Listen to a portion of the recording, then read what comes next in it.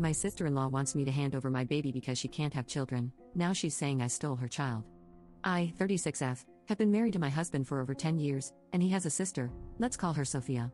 There has always been some jealousy and resentment from Sophia. She has consistently felt that I have the life she wanted, not necessarily with her brother, but in terms of marriage, family, job stability, etc. I have 3 kids, 10F, 8M, and 3 months F. She got married last year, and they decided to start trying for a baby. Unfortunately, she was told that she can't have children naturally.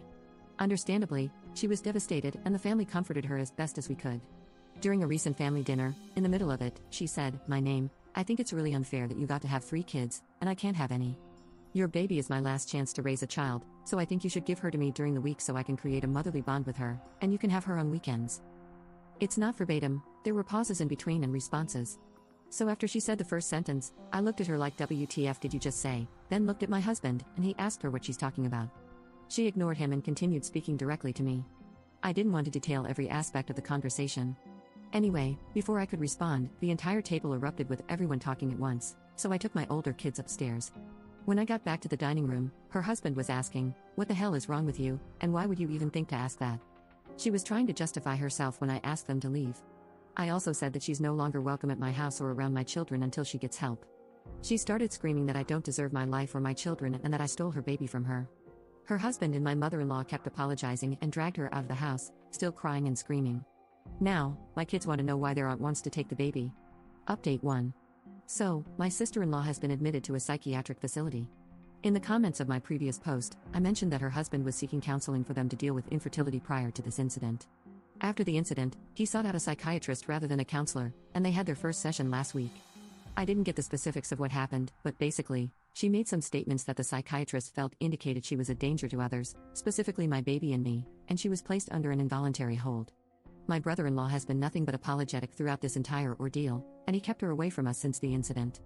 Our mother-in-law was staying with them to keep an eye on my sister-in-law, and a couple things happened. First, she tried to leave the house in the middle of the night, and when questioned why, she said it was to see her baby. Then, my brother-in-law found her researching how to induce lactation, and she said it was to make sure she could feed the baby properly when I come to my senses and give her up. I'm grateful for all the advice that was offered on my last post, as some of it was really helpful. We won't be moving, as it's not feasible for us at the moment, but we have taken extra steps with security both at home and at the kids' school and daycare. We already have a security system and cameras because there has been a trend of house break-ins in our area lately.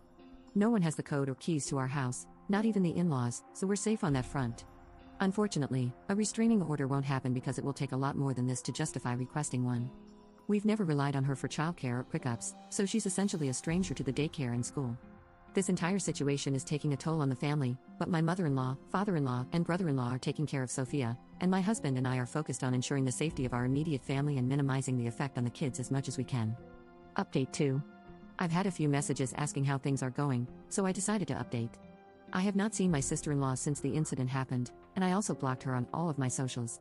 My in-laws have been amazing throughout this entire situation and are not sharing any information about our family with her. Unfortunately, she still remains fixated on my baby.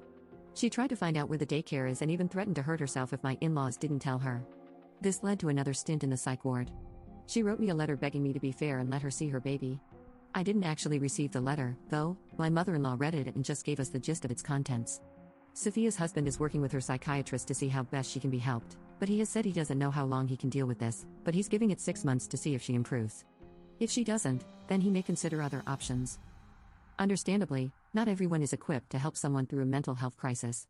I suggested a therapist to him because he's been very focused on her mental health but hasn't considered his own. Hopefully, the therapist will help him deal with the situation. I don't think he's hard and fast with that timeline because he said it at a point of frustration. It's just been a lot for him to deal with. They've only been married a little over a year. It's a very sad situation for her, and I had hoped she would be able to deal with whatever is happening. At this point, we're completely no contact with her. We explained to our older kids that their aunt isn't well, so she won't be around anymore. We still see my mother-in-law and father-in-law regularly, so I'm grateful we didn't have to cut them off. We spent the holidays with my family, and it was all very nice and uneventful. We're still on alert in case she escalates, but the hospital where she's warded isn't near us, and they don't live near us either. So we've accepted this as our new reality and are operating accordingly.